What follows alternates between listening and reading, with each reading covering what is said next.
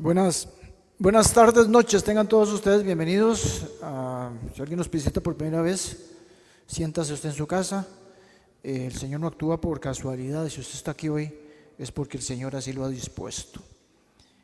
Vamos a continuar con una serie que hemos venido predicando, porque estamos predicando la carta a los Gálatas de forma completa y continua. Ya llevamos con este cuarto mensaje y hoy vamos a estar en el capítulo 2 y del versículo 21, del 11 al 21. La primera semana, porque ese es el primer bloque, hoy cerramos el primer bloque. Este primer bloque vemos una defensa del Evangelio. Entonces Pablo nos enseñaba en la primera semana que el Evangelio se debe mantener puro, no contaminado, no diluido, porque si se le agrega algo al Evangelio de la gracia, ya no es Evangelio y no va a ser efectivo. La segunda semana vimos que nosotros somos portadores de ese precioso Evangelio y que nosotros tenemos que tener ciertas características como portadores del Evangelio que están en la palabra del Señor y que debemos nosotros ajustar nuestra vida para que esas características sean visibles en nosotros y seamos dignos portadores del Evangelio. La semana pasada vimos las claves para que nosotros como portadores del Evangelio lo hagamos de forma eficaz. Y hoy vamos a ver que se necesita valentía para llevar el Evangelio, para vivir el Evangelio, para no comprometer el Evangelio, como dice el título, porque el Señor, escúcheme bien, mi hermano y mi hermana, el Señor espera que usted y yo seamos valientes para luchar por el Evangelio. Y por eso su palabra dice que se nos dio un espíritu de poder, no un espíritu de cobardía. Así que arrancamos, va a aparecer en las pantallas los primeros versículos hasta el 15, después leemos la segunda parte. La enseñanza de hoy, el sermón de hoy, lo quise dividir en tres partes. La primera parte es una pregunta con respecto al pasaje. Dice, ¿por qué necesitamos ser valientes? Y hay tres respuestas que vamos a desarrollar. La segunda parte es un repaso del Evangelio y la gracia que vamos a ver en la segunda parte de este capítulo 2. Y el tercero va a ser la práctica que debemos de nosotros poner en esta próxima semana, ¿verdad? Porque salimos de aquí aprendidos de un nuevo concepto teológico que debemos llevar a la práctica. Así que vamos a leer. Dice la palabra del Señor, Nueva Traducción Viviente, la traducción que estamos usando. Dice la palabra del Señor: pero cuando Pedro llegó a Antioquía, tuve que enfrentarlo cara a cara porque él estaba muy equivocado con lo que hacía. Cuando llegó por primera vez, Pedro comía con los creyentes gentiles, quienes no estaban circuncidados. Pero después llegaron algunos amigos de Santiago. Pedro no quiso comer más con esos gentiles. Tenía miedo a la crítica de los que insistían en la necesidad de la circuncisión. Como resultado, otros creyentes judíos imitaron esa hipocresía de Pedro, e incluso Bernabé se dejó llevar por esa hipocresía. Verso 14. Cuando vi que ellos no seguían la verdad del mensaje del Evangelio, le dije a Pedro delante de todos los demás: si tú, que eres judío de nacimiento, dejaste a un lado las leyes judías y vives como un gentil, ¿por qué ahora tratas de obligar a los gentiles a seguir las tradiciones judías? Tú y yo somos judíos de nacimiento, no somos pecadores, como los gentiles. Gálatas 2, 11, 15. Habla de valentía este pasaje, en algunos aspectos. Lo vamos a descubrir porque como que está empaquetado. Entonces vamos a abrir ese paquete. Vamos a sacar y extraer el mensaje teológico que el Señor tiene para nosotros. ¿Por qué necesitamos ser valientes? La primera parte, por tres razones que aprendemos del pasaje. Hay un montón de razones en la Biblia por las cuales debemos de ser valientes, pero el pasaje de hoy tiene tres, y en eso nos vamos a concentrar y no nos vamos a salir de lo que tiene la palabra del Señor para hoy. La primera razón que encuentro de por qué nosotros necesitamos ser valientes, porque la presión que existe presión de otras personas que no son creyentes, generalmente nos hace actuar contrario a lo que creemos, contrario al Evangelio. Yo no sé si usted ha sentido presión en algún momento de alguien en el trabajo, porque usted es evangélico, usted es creyente y las otras personas no lo son. Versículo 11 dice que cuando Pedro llegó a Antioquía, donde estaban los creyentes no judíos, tuvo un enfrentamiento, un encontronazo. Dice, tuve que enfrentarlo cara a cara. Pablo diciendo, se tuvo que enfrentar a Pedro, porque él estaba equivocado, muy equivocado con lo que hacía. Acá encontramos un encontronazo fuerte de dos líderes importantes de la iglesia del primer siglo. No era cualquiera de los apóstoles, era Pedro y era Pablo. Pedro cometió un gran error. Un error tan grave en su conducta, en su comportamiento, que Pablo se vio obligado, escúcheme bien, a confrontarlo cara a cara, frente a frente. Él tuvo que hacerlo en público, directo, abiertamente. El tema no era menor. Y no era menor, no les digo por ser los grandes apóstoles de la iglesia naciente, sino porque habían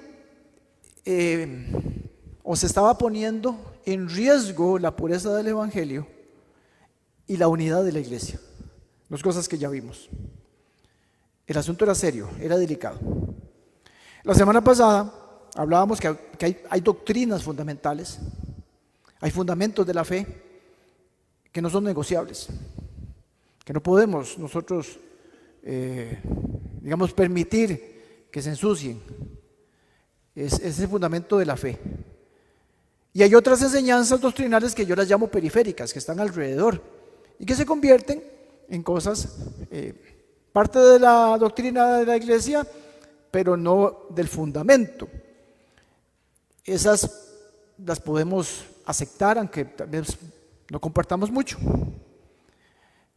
Entonces, las doctrinas fundamentales que están en la palabra no son negociables, y esas tienen que permanecer tan puras que usted y yo debemos de estar dispuestos a hacer lo que hizo Pedro, a defender, a confrontar, a luchar, como hemos hablado que es la serie completa, o como dice el eslogan nuestro de la iglesia, a luchar por el Evangelio de la gracia. El Evangelio de la gracia es uno de esos fundamentos de la fe, porque nosotros no llegamos a la vida eterna por obras, sino por la gracia, por un regalo no merecido. Ahora, ¿cuál era el origen de ese encontronazo? O sea, ¿qué pasaba? ¿Qué estaba pasando para que nuestros amigos Pedro y Pablo se agarraran? Bueno, verso 12 nos da un poco más de información. Dice, cuando llegó por primera vez, cuando Pedro llegó a Antioquía, donde estaba Pablo predicando, Pedro comía con las personas, con los gentiles, con los que eran no judíos, con los que se habían convertido posiblemente, personas idólatras que se convirtieron al cristianismo, quienes no estaban circuncidados, por supuesto. Pero después, note bien, cuando llegaron algunos amigos de Santiago, el hermano del Señor, Santiago, uno de los líderes de la iglesia de Jerusalén, Pedro dejó de tener esa práctica de comer con los gentiles, de sentarse a la mesa a compartir. Entonces Pedro no quiso comer más con ellos. Pedro se retira. Y vea lo que dice la palabra: tenía miedo a la crítica de los que insistían en la necesidad de la circuncisión. Se refiere a estas personas que estaban llegando de Jerusalén, amigos de Santiago. Entonces Pedro en un momento llega a Antioquía, no se dice cuándo fue que llegó, pero él llega a Antioquía, se encuentra con que hay un montón de gentiles convertidos al cristianismo. Ellos han creído en el Señor, han entregado su vida, se convierten en hermanos de Pedro, y Pedro no tenía ningún problema de comer con ellos, de compartir la mesa, de hablar con ellos, de tener comunión con ellos. Pedro tenía una costumbre de hacer eso, de hacer lo que el Señor le había mandado hacer, a final de cuentas. Vamos a ver, nosotros pudiéramos pensar que no era gran cosa lo que estaba pasando. Pero Pablo se está poniendo muy fino, simplemente porque él no se quiere sentar con los gentiles y le alza una bronca en público. Si nosotros no conocemos el contexto de la época, no podemos extraer realmente lo que está pasando y por lo tanto no podemos extraer el mensaje que tiene el Señor para nuestras vidas a partir de este pasaje. Un poquito del contexto de lo que estaba pasando ahí. Vea, este no era un asunto solamente cultural para los judíos, el compartir los alimentos. Los rituales o las enseñanzas o los mandamientos alrededor de la mesa, de la comida. Eran reglas que estaban muy bien definidas por parte del Señor y era parte de lo que usted encuentra, por ejemplo, Levítico 11 encuentra una serie de ordenanzas con respecto a la comida y esas eran algo sagrado para los judíos. Ellos intentaban obedecer eso. Esas prescripciones del Antiguo Testamento iban dirigidas a un pueblo santo, un pueblo apartado, un pueblo diferente a los demás, tenían esa connotación, pero ellos inclusive muchas veces malinterpretado todos esos lineamientos que había dado el Señor, pero Él había dado una instrucción con respecto a la mesa, a la forma de comer, los alimentos que se comían y cómo se compartía y con quién se compartía. Definía qué era lo limpio, qué era lo inmundo. Por siglos los judíos, pónganse en el contexto de ellos, por siglos ellos haciendo esos rituales de acuerdo al Antiguo Testamento, a la ley de Moisés. En los últimos siglos o los últimos años antes de que el Señor llegara y naciera en un pesebre, eso era todavía más crítico, más profundo. Eran reglas prácticamente que eran inviolables. Esas reglas apuntaban correctamente, pero ellos no lo conocían o lo malinterpretaban. Entonces, ¿qué está pasando ahí? Que ellos están viendo, los judíos, sus reglas sagradas, siendo por decirlo de alguna manera profanadas cada vez que un judío se sentaba con un gentil. Yo no sé, para darles un poquito más de contexto, no sé si ustedes se acuerdan, Marcos 2:16, el Señor se sienta a comer con pecadores y los fariseos y los escribas vuelven a ver a Jesús que está compartiendo la mesa con pecadores y le dice a sus discípulos por qué Él come y bebe con recaudadores de impuestos y con pecadores. Al mismo Señor se le criticaba por compartir la mesa con impíos o con pecadores, con inmundos. Y ahí viene el contexto de lo que está pasando entonces. ¿Qué está viendo entonces los judaizantes o las personas todavía que creen en el Mesías, pero piensan que el sacrificio de Cristo no es suficiente y que quieren seguir con las leyes de Moisés? Ellos ven algo rarísimo. O sea, no puede ser que Pedro esté comiendo con esos inmundos. ¿Qué no puede ser? Es que lo que hemos aprendido por siglos lo está incumpliendo este Señor. Pero sabemos que Cristo cumple la ley y hace un nuevo pacto y esa ley queda obsoleta. Las reuniones que se estaban mencionando aquí son esas reuniones que también vemos en 1 Corintios, que esas eran reuniones de ágape, llaman algunos estudiosos, esas reuniones que eran comidas de comunión, donde la gente hacía un compartir. Eso se daba en el lugar donde se congregaban. Entonces la gente preparaba las comidas desde la casa y en lugar de comérselas con sus familias, ellos iban donde se congregaban y hacían una cena de comunión y compartían las comidas. Entonces me imagino que alguien traía de picadillo de chayote y otro traía garbanzos y entonces compartía. Eso es lo que está pasando ahí. Entonces Pedro está compartiendo con todo ese montón de gentiles que llevan comida a la reunión.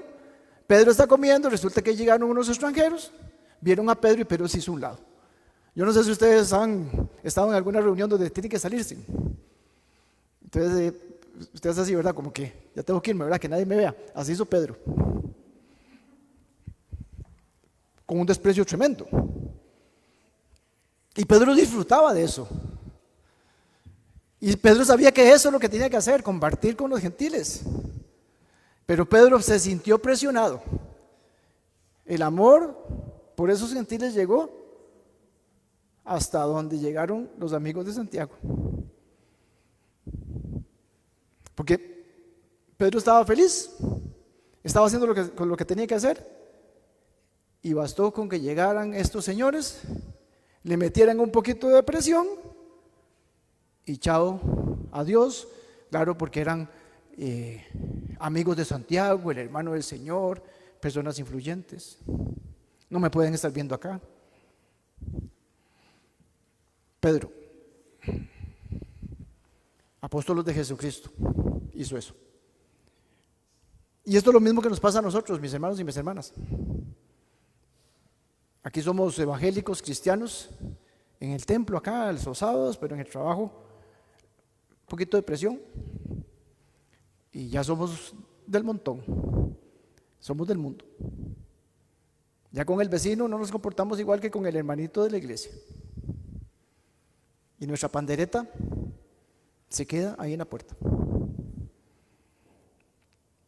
Nos pasa que muchos cristianos, su fe, su amor por el evangelio, su respeto por lo que está escrito en su santa palabra, llega hasta cuando la presión de aquellos que nos señalan, que nos vuelven a ver raro, hasta ahí llega la fe, hasta ahí llega el amor, hasta ahí llegan sus valores cristianos. Y hacen lo que Pedro hizo, se levantan y mejor me voy.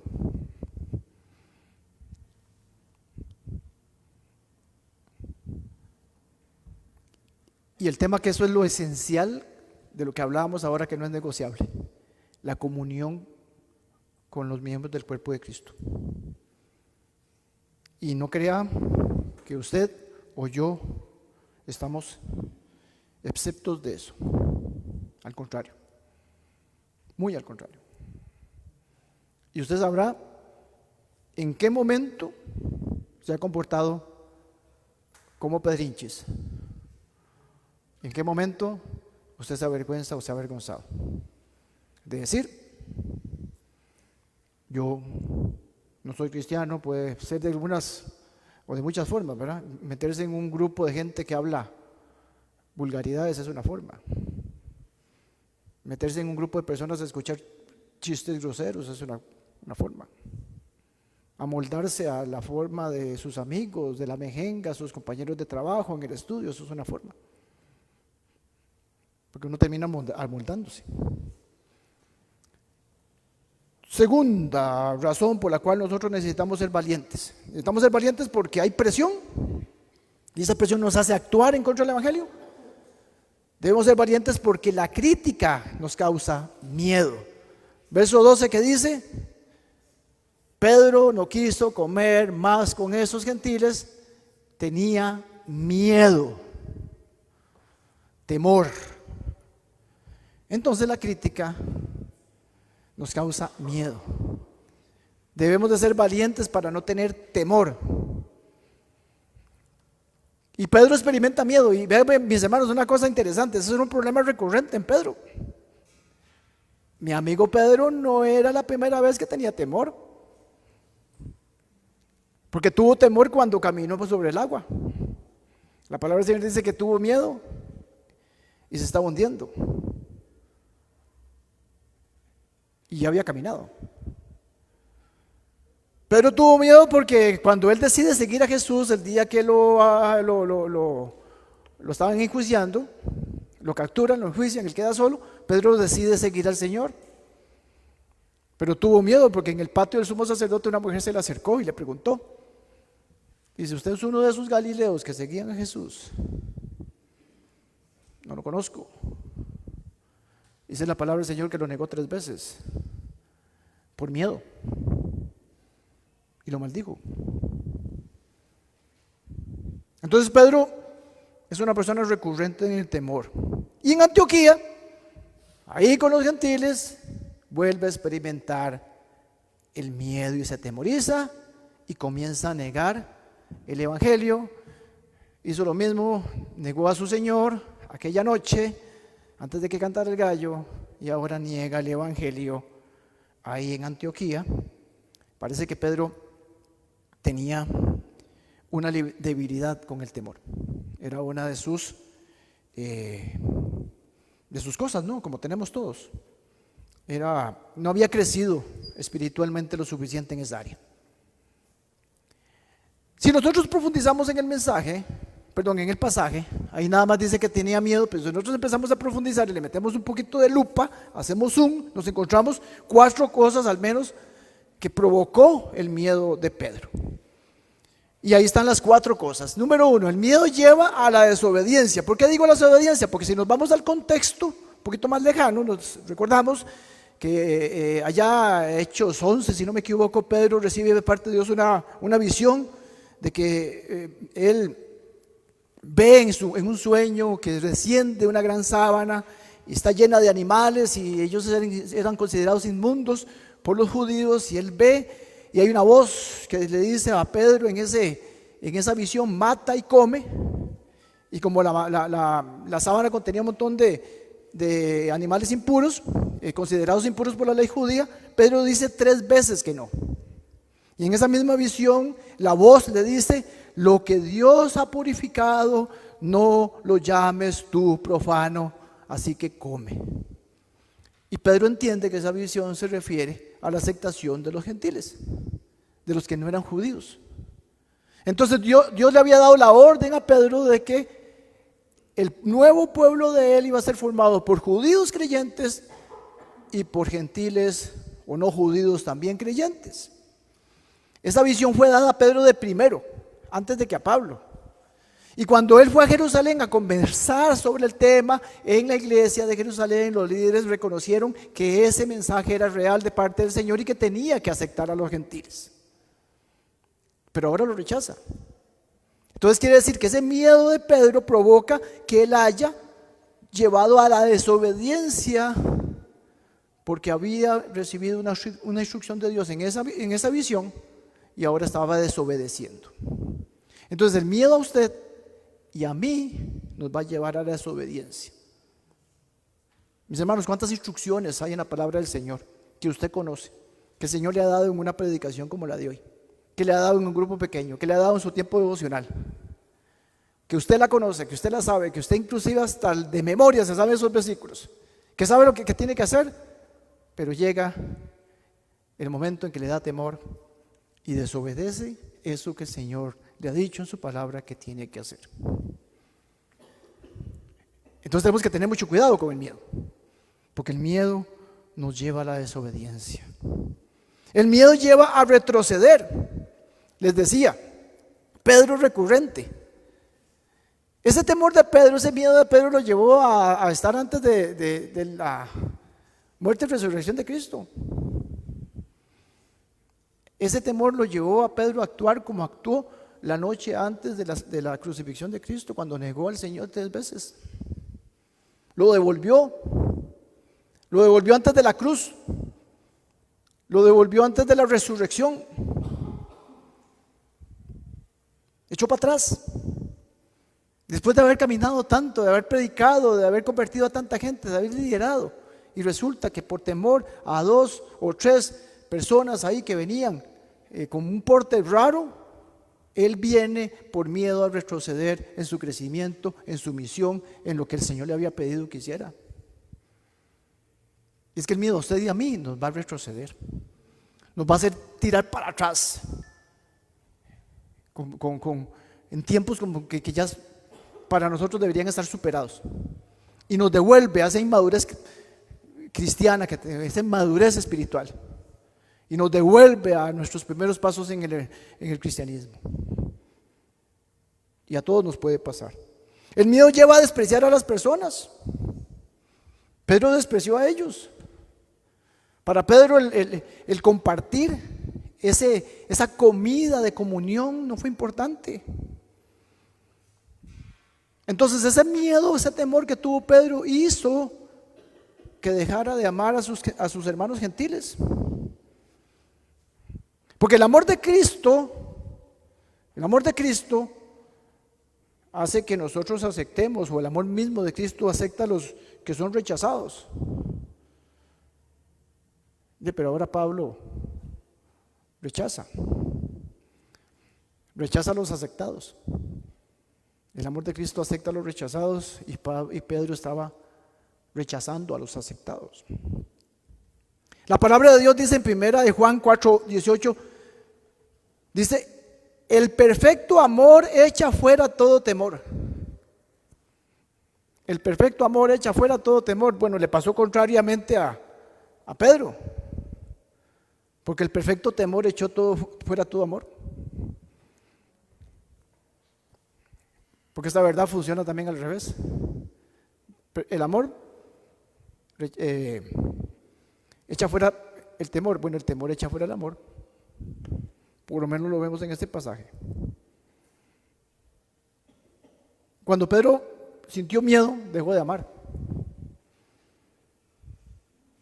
Cuando Pedro tuvo miedo, negó a sus hermanos. Y cuando Pedro tuvo miedo, dejó de amar a su Señor porque lo negó 3 veces. Y cuando usted y yo tenemos temor, hasta ahí llega el amor, mis hermanos y mis hermanas. Nos pasa lo mismo. El miedo lleva a arrastrar a otros. Versículo 13 dice, como resultados, otros creyentes judíos lo imitaron, hicieron lo mismo. Claro, y Pedro era líder. Y yo digo que para dolor de Pablo, ¿verdad? Incluso Bernabé se dejó llevar. Entonces el temor de nosotros, como le pasó con Pedro, cuando usted y yo tenemos temor de llevar el evangelio, de defender el evangelio, de vivir el evangelio, de vivir en la gracia de Dios, también arrastramos a otras personas. Y hasta creyentes maduros, como sucedió con Bernabé. O sea, en otras palabras, mi hermano y mi hermana, vea, a usted lo están observando, a usted lo están viendo, como cristiano, pero como papá y como mamá, como tío, como abuelo, lo ven. Y los primeros que usted y yo arrastramos por temor a defender el evangelio es a nuestra gente más amada, nuestros hijos, nietos, hermanos, familia. Porque nos ven y nos siguen. Ocúpese, mi hermano y mi hermana, de que tu fe por el evangelio sea digna de imitar. Que imiten tu valentía, no que imiten tu miedo. ¿Por qué te están viendo? Quiera o no te están viendo, para bien o para mal te están viendo, para bien o para mal la gente o hay personas que te siguen. Y la tercera cosa por las cuales nosotros tenemos que ser valientes es para no caer en la hipocresía. No caer en la hipocresía. Mis hermanos, vea, el versículo 13 dice, imitaron la hipocresía de Pedro. Bernabé se dejó llevar por esa misma hipocresía. Ahí el pasaje dice que fueron hipócritas. La mesa de comunión, como le llaman los estudiosos, o por lo menos los comentarios que pude ver, la mesa ágape también lo llamaba otro. Esos momentos de comunión eran un símbolo muy, muy fuerte, muy poderoso de aceptación de judíos y gentiles. Y ya hablé un poquito del contexto de lo que significaba la mesa y compartir los alimentos y los mandamientos culinarios. Era quitar las reglas y leyes de la ley de Moisés y tener aceptación para todas esas personas. Y esas personas posiblemente conocían cómo eran esos judíos, porque habían judíos por todo lado, y entendían de que esa aceptación era algo muy valioso para el gentil. Wow, estos judíos cambiaron, ¿qué pasó? Me siento aceptado, me siento amado. Y resulta que Pedro se levanta de la mesa y entonces empieza a comunicar algo totalmente diferente, contrario al evangelio del Señor. Después de comunicar algo muy bueno que era la aceptación, ahora comunicaba rechazo. Pero era un rechazo que venía después de una aceptación. Y entonces, ¿cómo calificas a una persona que primero te dice adelante y después dice que ya no?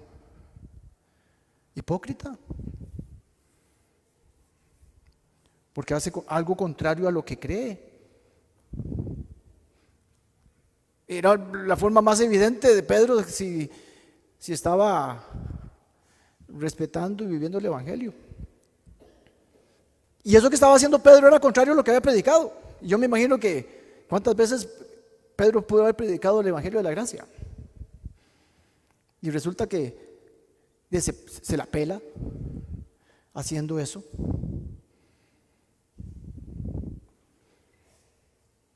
Pedro creía una cosa, predicaba una cosa, pero estaba practicando otra. Básicamente es lo que estaba pasando. Pablo se percata, ve que Pedro está cambiando su manera de actuar, nota que Pedro está siendo inconsistente inclusive con lo que ellos habían acordado. La semana pasada hablábamos de que Pablo fue a Jerusalén, convocó a los líderes, habló presentó el evangelio que estaba predicando a los gentiles y ellos lo aceptaron y llegaron a un acuerdo. Dijeron que la circuncisión no era necesaria, que la ley de Moisés era innecesaria, que el evangelio de la gracia del Señor era suficiente, que la fe en el sacrificio de Cristo nos lleva a salvación. Llega a un acuerdo, pero ahora Pedro actúa contrario al acuerdo también con los líderes de Israel, de la iglesia en Israel.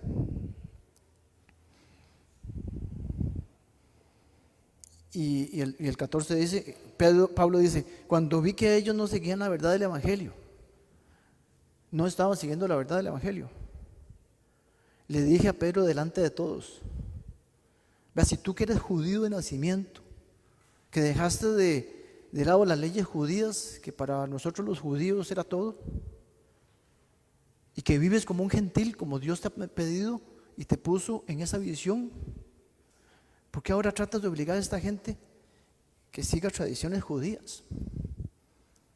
Esa pregunta está diciendo, ¿por qué estás cambiando? ¿Por qué estás siendo inconsistente? ¿Por qué te contradecís? ¿Por qué te estás convirtiendo de forma hipócrita? El evangelio tiene una definición teórica y ahora vamos a repasarlo en la segunda parte del mensaje,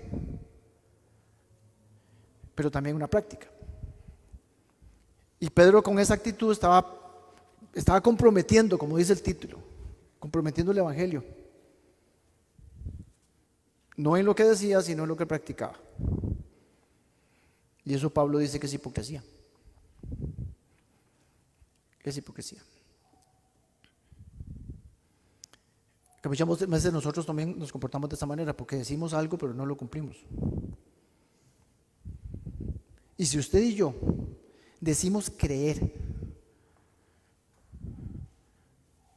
y no lo hacemos, y si no somos congruentes en hacer lo que decimos que creemos, Pablo dice que eso es hipocresía. No lo digo yo, lo dice la Biblia. Tal vez un poquito de ejemplo para ilustrar un poquito más esto. Un ejemplo, digamos, el evangelio nos llama a amar al prójimo. ¿Por qué nos llama a amar al prójimo? Claro, porque es amor a los perdidos. Si no llevamos el evangelio de salvación, esas personas van a tener muerte eterna. Entonces, si usted no lleva ese mensaje, si usted no quiere llevar ese mensaje, usted está siendo hipócrita. ¿Por qué? Porque está diciendo, yo sé que yo tengo que amar al prójimo, pero no, la verdad es que me vale porque de por sí, porque no le lleva el mensaje de salvación. Si usted amara al prójimo, le llevaría el mensaje de salvación, porque si no se lo lleva, esa persona va para un infierno por una eternidad. Pero si usted le lleva el mensaje de salvación y esa persona cree, está mostrando el amor en la práctica. Yo amo a mi prójimo, pero no le llevo el mensaje de salvación. Pablo dice que eso es hipocresía. El evangelio en la práctica me debe llevar a perdonar a todos. A todos. Sin excepción. ¿Por qué? Porque el evangelio mismo dice que Cristo murió para que todos sean perdonados. Es parte de la esencia del evangelio, el perdón. Entonces, cuando usted y yo no perdonamos, no estamos haciendo consecuencias con el evangelio que decimos creer, que afirmamos creer. Y Pablo dice que eso es hipocresía. Y el evangelio en la práctica nos debe llevar a ser siervos de todos. Y cuando eso no ocurre, Pablo diría, eso es hipocresía.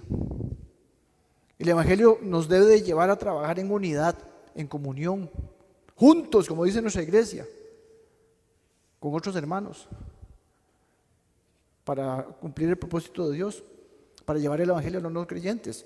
Y si eso no ocurre, Pablo dice, eso es hipocresía.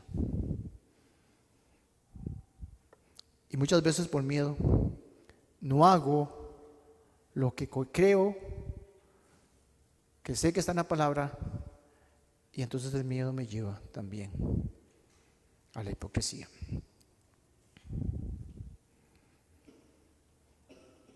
Bien, contestamos a la pregunta, ¿por qué necesitamos ser valientes? Ahora vamos a ver un repaso que creo que es necesario del Evangelio, porque cuando, recuerda que venimos desde el capítulo 1, Pablo defendiendo la pureza del Evangelio, Pablo defendiendo que el Evangelio es suficiente, la suficiencia del sacrificio de Cristo, o la suficiencia de Cristo mismo. Él habla y pone el ejemplo de Pedro y de lo que pasó, pone el ejemplo que él vivió delante de los líderes de Israel, precisamente para hacer una defensa del Evangelio y de su ministerio. Y él ahora hace un repaso de qué consiste el Evangelio de la gracia. Y nos vamos a comer 6 versículos ahorita que hablan de una descripción del Evangelio de la gracia.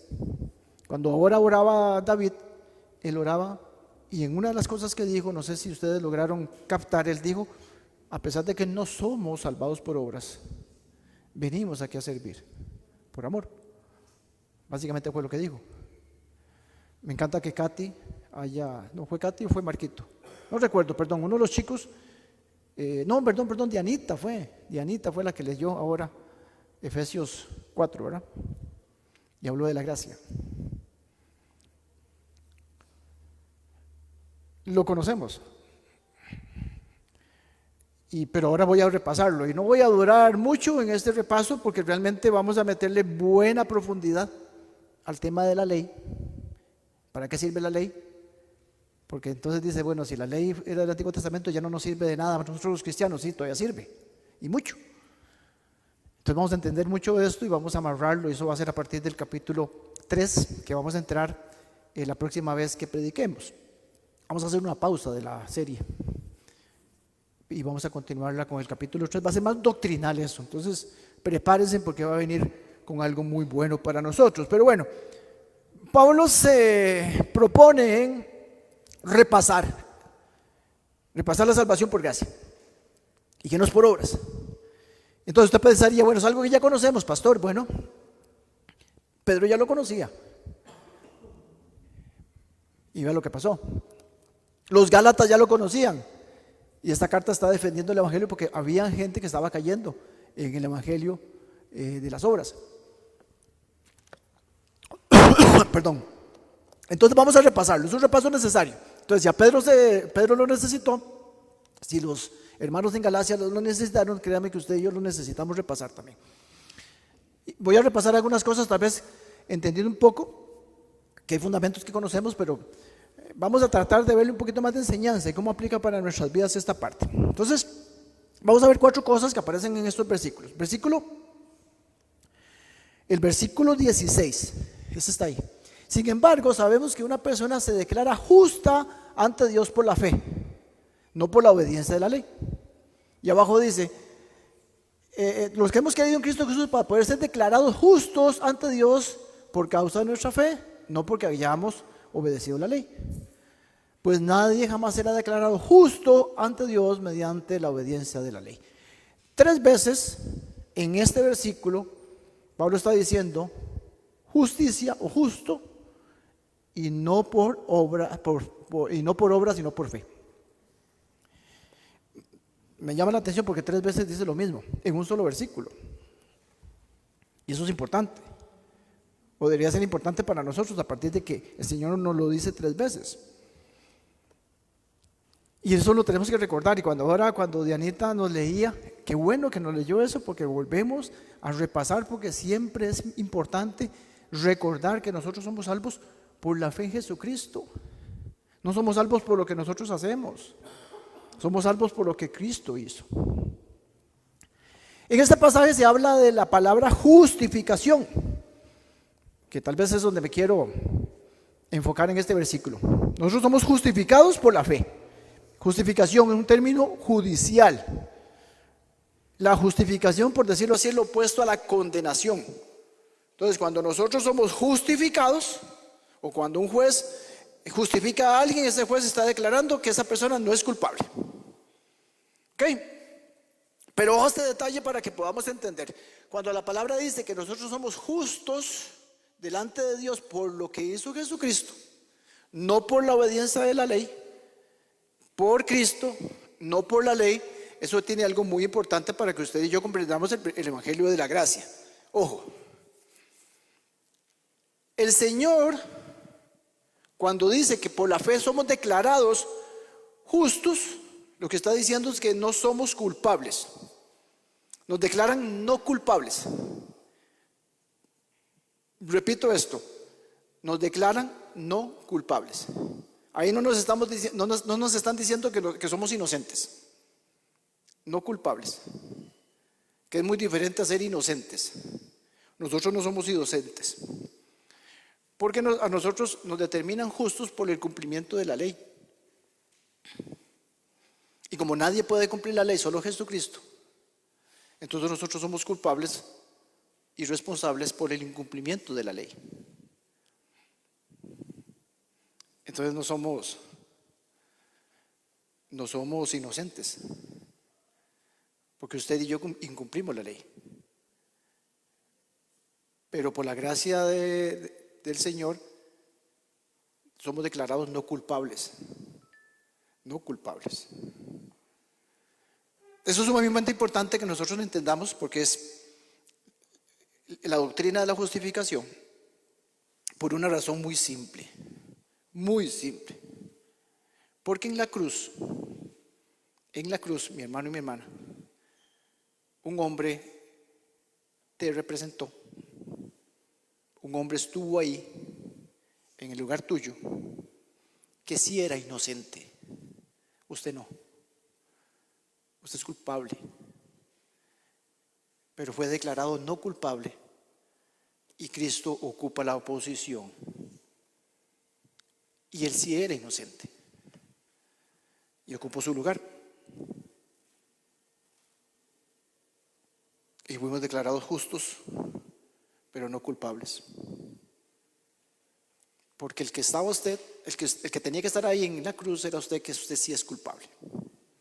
Espero que me hayan entendido este juego de palabras. El versículo 17 dice, Pablo sigue explicando, dice, pero supongamos que intentamos ser declarados justos ante Dios por medio de la fe. Y luego, que es lo que estaba pasando con Pedro y con aquellas personas que estaban judizando, y luego nos declaran culpables por haber abandonado la ley. ¿Qué estaba pasando en ese momento? Que en algún momento decía, bueno, somos justos por la fe en Jesucristo, por el sacrificio de Cristo.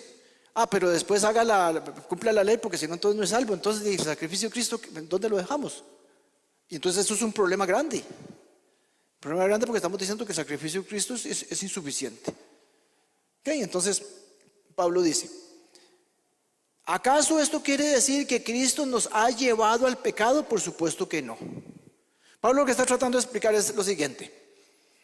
Ya fuimos declarados justos, usted y yo, y Pedro y Pablo. Pero resulta que después aparece la ley, que aquí a nosotros no nos va a aparecer. Pero sí nos aparece el legalismo, o nos aparece la religiosidad, o nos aparecen esas cosas que nosotros hacemos para quedar bien con Dios. Y eso, al final de cuentas, es obras. Entonces supongamos que usted es salvo, usted es salva, y después necesita algo para traer el favor de Dios a su vida. Entonces, ¿qué es lo que está diciendo?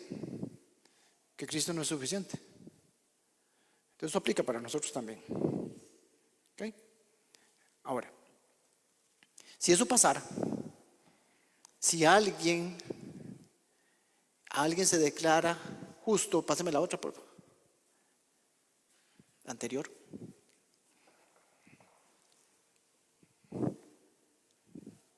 Si alguien se declara justo a causa de nuestra fe, no porque hayamos obedecido la ley. No porque hayamos obedecido la ley. Pero después pasa lo contrario. Siguiente, por favor, ¿dónde está el 17? Pero después utilizamos la ley que ya dijimos que no servía para nada y la utilizamos. Lo que estamos diciendo es que Jesucristo, que nos dijo que éramos salvos por gracia, nos coloca en esta posición, pero resulta que esta posición, por lo que estamos diciendo que la ley es necesaria, esta posición no es suficiente. Y entonces, si esta ley que estamos agregando, ya estando en la posición de salvos, nos condena porque nos está diciendo es que usted es condenado porque no cumple la ley, que está diciendo, el que me trajo aquí fue Cristo, entonces Cristo es el que me trajo al pecado. Ojo, eso es lo que dice Pablo que está pasando cuando usted y yo decimos que la gracia y el sacrificio de Cristo es insuficiente. En otras palabras, estamos diciendo a nuestro Creador que nos llevó al pecado,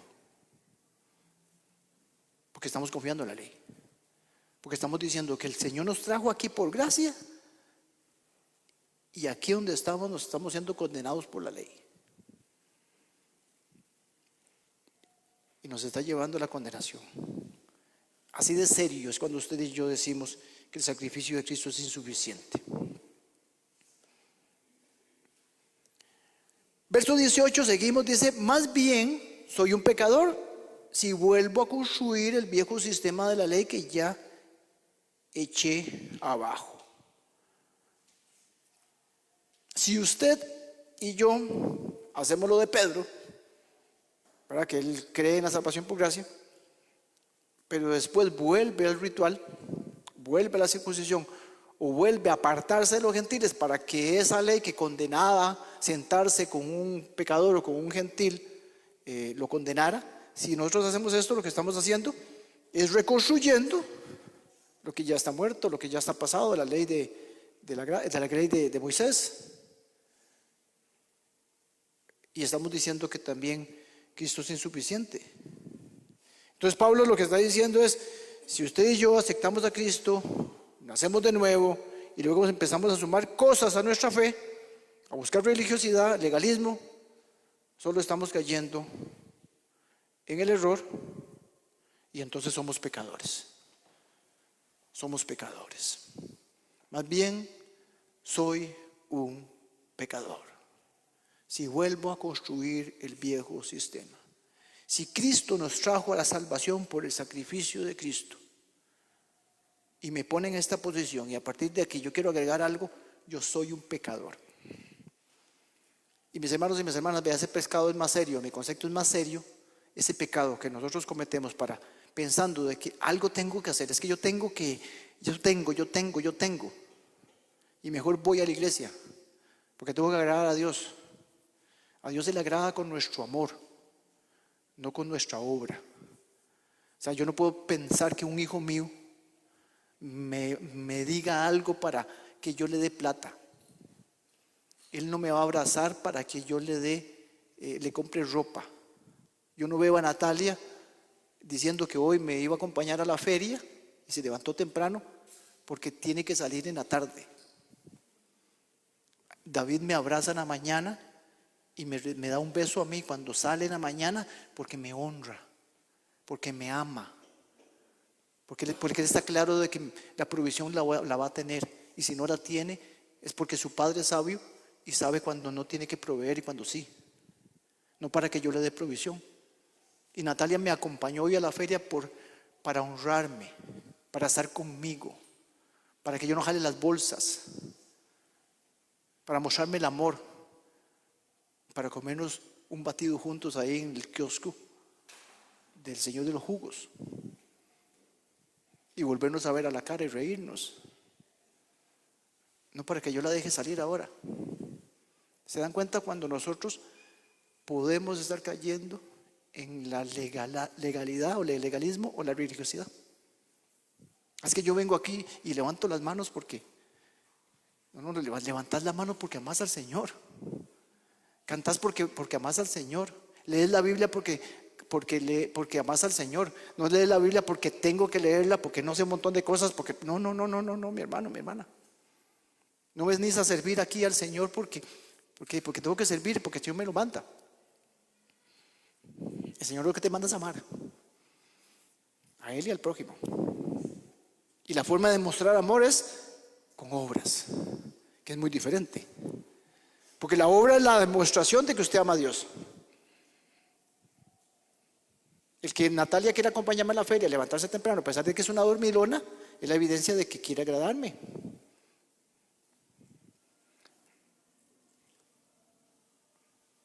Verso 19. Pues cuando intenté obedecer la ley, la misma ley me condenó. Así que morí a la ley, es decir, dejé de intentar cumplir todas sus exigencias a fin de vivir para Dios. Este versículo es Pedro llevándonos a su vida anterior. De hecho, Filipenses 3:6 dice que él cuando se describía, cuando hacía una autobiografía, él decía que él en cuanto a la ley era irreprensible. Pero posteriormente en Romanos 7:11 él aclara que el pecado, o más bien se da cuenta, digo yo, que en él habita el pecado y que él es una persona pecaminosa, porque se da cuenta que el cumplimiento de la ley era insuficiente, además de eso que no lo podía cumplir. Y él reconoce que el pecado lo había engañado, dice Romanos 7. Entonces Pablo nos intenta explicar que él, cuando intentaba cumplir la ley, lo que estaba haciendo, lo único que estaba haciendo era demostrándole que él era un pecador. Y entonces yo voy a morir a la ley, dice Pedro. Usted y yo tenemos que morir a las obras. Es decir, dejar de intentar cumplir las exigencias de la ley, dejar de intentar cumplir cosas para buscar el favor de Dios. En nuestro caso, los cristianos de hoy. Porque si no, no voy a poder vivir para Cristo. Si usted y yo queremos vivir para Cristo, debemos de apartar toda obra que busque buscar el favor de Dios. Es básicamente lo que nos está diciendo Pablo. Entonces, si usted quiere vivir para Cristo, acepte la gracia de Dios, viva en la gracia de Dios. No busque el favor de Dios por lo que usted hace. El verso 20 nos dice, espero no ir muy rápido, dice, verso conocido de la serie pasada: mi antiguo yo ha sido crucificado con Cristo, ya no vivo yo, sino Cristo vive en mí. Así que vivo en este cuerpo terrenal confiando en el Hijo de Dios, quien me amó y se entregó a sí mismo por mí. Cuando Cristo lo clavaron, a usted y a mí nos clavaron. Cuando Cristo murió en la cruz del Calvario, usted murió y yo morí, si lo hemos recibido como Dios y Salvador. Y cuando Cristo resucitó, usted y yo resucitamos, así literalmente. Su identidad y mi identidad en Cristo depende de ese sacrificio, porque Él me hizo de nuevo. Y por eso la palabra del Señor dice, en Cristo. Y vimos una serie completa con este tema, por eso no lo quiero profundizar mucho. Pero Pablo dice, sino que Cristo vive en mí. Así que vivo en este cuerpo terrenal confiando en el Hijo de Dios, porque Él me amó y se entregó a sí mismo por mí.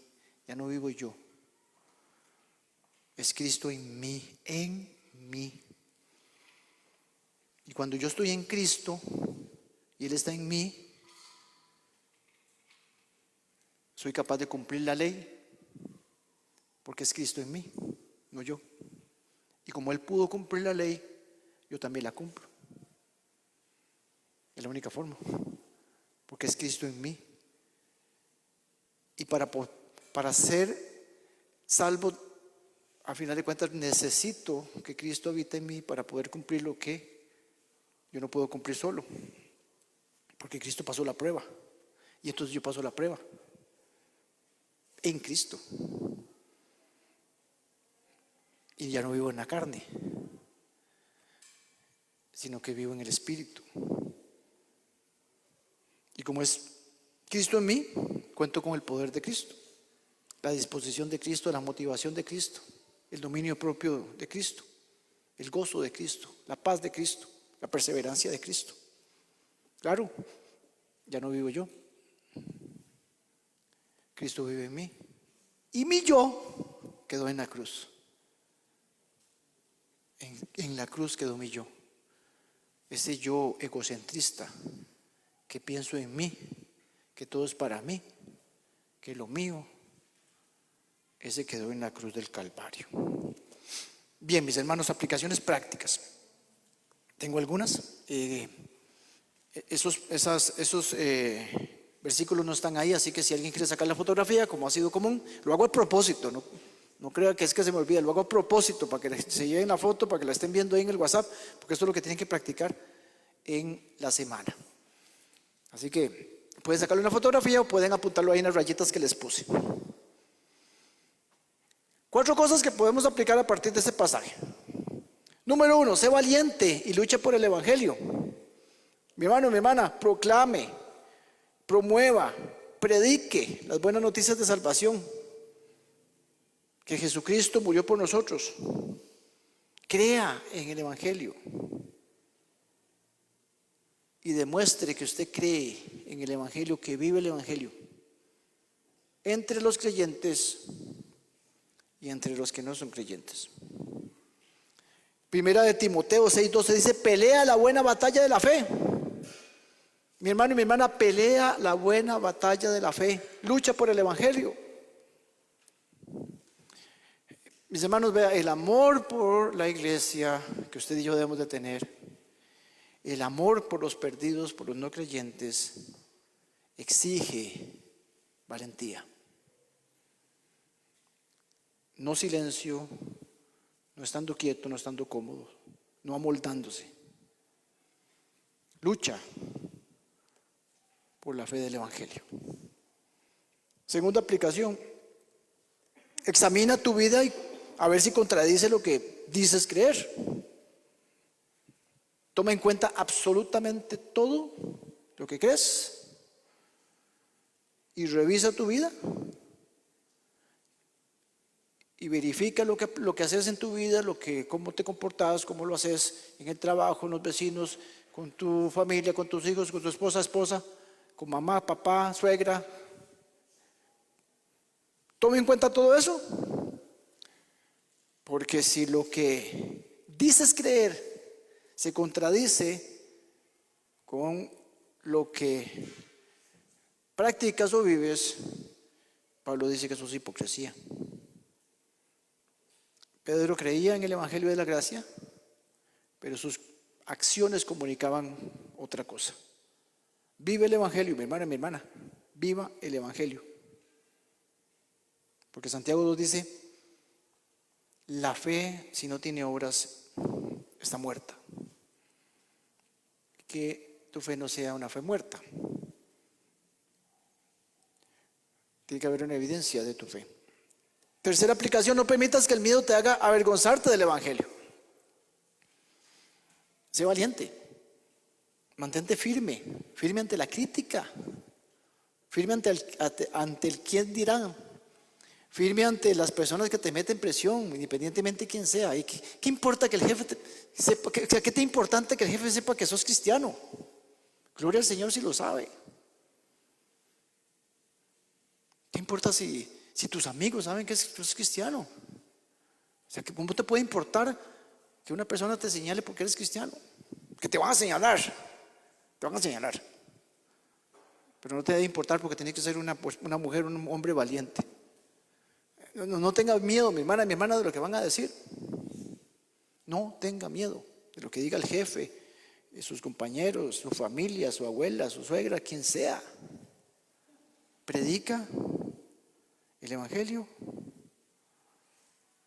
y vive una vida de acuerdo a lo que predicas. Porque ese temor, ese miedo a la crítica te va a llevar a callar el evangelio, a comprometer tus valores, a comprometer tus convicciones, a comprometer tu fe, a apartarte de los mandamientos que Dios te ha dado en su palabra, que ya conoces. Y si usted tiene miedo, pues reconózcalo, llévelo al trono de la gracia, pida perdón. Y también recuerde que el Señor no le ha dado a usted un espíritu de cobardía, dice 2 de Timoteo 1:7. No te ha dado un espíritu de cobardía, mi hermano y mi hermana. Sea valiente. Recuerde quién murió por ti. Y recuerde para dónde iba usted. Luche. Es que agarramos muchas veces la Biblia y decimos, ay, sé fuerte y valiente. Y fuerte y valiente para ir a un proyecto. Y fuerte y valiente porque tengo que hacer mi casa. Fuerte y valiente para ponerse delante de cualquier persona y decir, yo pertenezco al Señor y no me amoldo. Y me mantengo firme a mi fe. Lo vimos en la serie de Daniel. Vive como quien ha muerto y resucitado con Cristo. Ya no vives vos, es Cristo en vos. Vive como aquel que tiene a Cristo en su corazón, en su vida, que habita en usted. Vive para aquel que murió y resucitó por ti. Vive para aquel que ocupó tu lugar. Porque fuiste declarado no culpable, pero no eras inocente. Pero el que era inocente ocupó tu lugar. Vive para Él. Esa es la razón por la cual usted y yo no debemos de pensar en vivir nuestra propia vida. Ya no vivo yo, ya no vives tú en tu vida. Ya moriste a la ley, porque te diste cuenta que era incumplible, pero en Cristo la cumpliste. Y esto nosotros necesitamos realmente morir a nosotros mismos, mis hermanos y mis hermanas, y decir desde el corazón y en verdad lo que dijo el apóstol Pablo: es que Cristo vive en mí, no yo. Es la vida que Cristo vive a través de nosotros. 2 Corintios 5:17 dice: por lo tanto, si alguno está en Cristo, nueva criatura es. Lo viejo ha pasado, una vida nueva ha comenzado. Termino con lo siguiente, mi hermano y mi hermana. Está un versículo final que nos falta, el 21. Pablo cierra con lo siguiente, dice: no desecho la gracia de Dios. Ahora estábamos tomando un cafecito ahí arriba en el segundo piso, y después de tomarnos el café se nos fue muy sencillo recoger, porque nada más echábamos los desechables en una bolsa y nada más lo agarré. Entonces Helen me dice: Tomás, ayúdame con esto, porfa. Y yo, como buen esposo, le dije: por supuesto, a mi amada esposa. Yo me llevé la bolsita y la deposité. No sabía dónde depositarla, entonces le pregunté a la tía Vilma. Yo boté y deseché los platos. No deseche la gracia de Dios como si fuera un plato desechable. No la deseche, porque muchas veces nosotros hacemos eso. Cada vez que nosotros le agregamos algo al evangelio en nuestra fe, estamos diciendo que eso no es suficiente y lo desechamos. Cristo habría muerto en vano si nosotros consideramos que la gracia del Señor es desechable. Vea, mi hermano y mi hermana, vea, Cristo no murió para darle un empujón y como que sacarlo del lodo y hacerles, vamos, juégasela. No, Cristo murió por usted para darte una vida abundante. Murió para darte absolutamente todo lo que necesitabas. Cristo es suficiente, total y completamente suficiente. No minimices el sacrificio de Cristo. No minimices el sacrificio de Cristo viviendo como si Él y su sacrificio fuera insuficiente. Que tu amor por Cristo, que tu amor por los demás sea una evidencia de que vives el evangelio, de que crees el evangelio. Así que no lo deseche. Cristo basta, como dice una canción. Jesucristo basta. Amén. Nos ponemos de pie, por favor.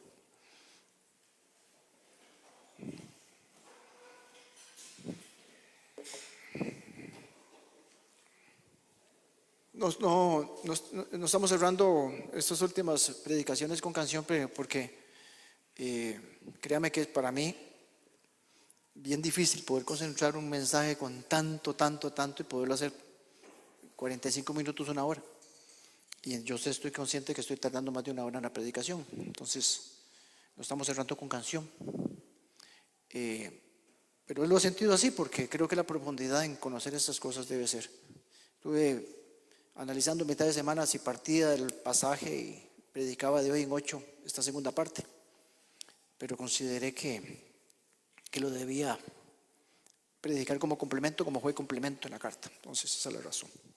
Al final nos vamos a quedar con la feria misionera, porfa, en el compartir. Hagamos un ratito de comunión y apoyamos a nuestro misionero. Vamos a orar al Señor por la posibilidad que tenemos de estar aquí. No hablo de estar aquí solamente físicamente, ¿verdad? Sino estar siendo parte de la iglesia del Señor, ser parte de los hijos del gran yo soy y poder ser expuestos a la palabra del Señor. Yo primero cuando preparo y ustedes después cuando los pongo. Señor, te damos gracias, Dios. Gracias por tu amor, por tu misericordia.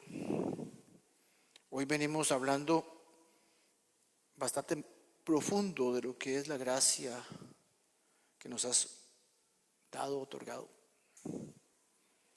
de tu sacrificio que es suficiente,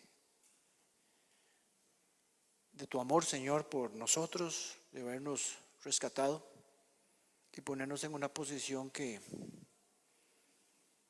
no merecemos porque somos culpables, pero tu sacrificio nos justificó. Y no es casualidad, Señor, sabemos que no es casualidad que hoy 3 personas habláramos de la gracia del Señor, porque es algo que tú en uno de estos pasajes que vimos lo reforzabas 3 veces en el versículo 16 y hoy lo reforzaste 3 veces en la oración del inicio, en la oración para los niños y en la predicación. Y entonces eso tampoco lo consideramos casualidad, Señor, sino interés tuyo de formarnos y de ayudarnos, Señor, a que seamos conscientes del precioso regalo que nos has dado, Señor, y de la enorme responsabilidad, pero también privilegio de compartirlo con otros. Te damos gracias, Señor, por este tiempo, por esta serie. Haremos una pausa, Señor, y la retomaremos.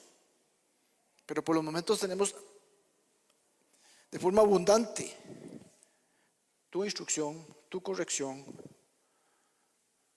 y tu mandato de aplicar esto que hemos hasta hoy visto. Gracias por tu santa palabra. Gracias por tu siervo, por haber llamado a tu siervo Pablo y habernos dejado esto. Él quiso preservar el evangelio y lo logró hasta tal punto de que llegara a nosotros hoy. Yo te pido, Señor, en el nombre de Jesús, que nos fortalezcas, Señor, que nos aumente la fe para poder vivir el evangelio tal y como tú lo has definido, que lo vivamos y para llevarlo con valentía, porque necesitamos ser valientes, Señor. Ya no lo has mandado, ya no los has pedido. Y nosotros nos comprometemos como iglesia y como individuos, cada uno de nosotros.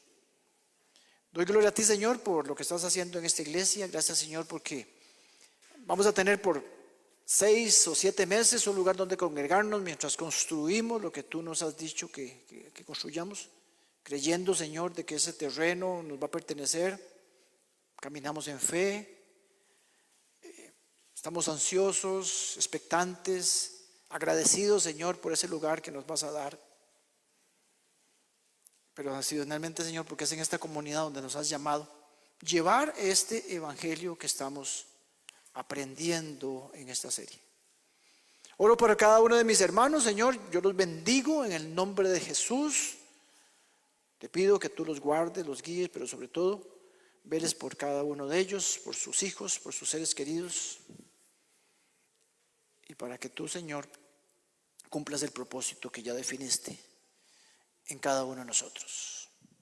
Te oramos en el poderoso nombre de Jesucristo, nuestro Dios. Amén.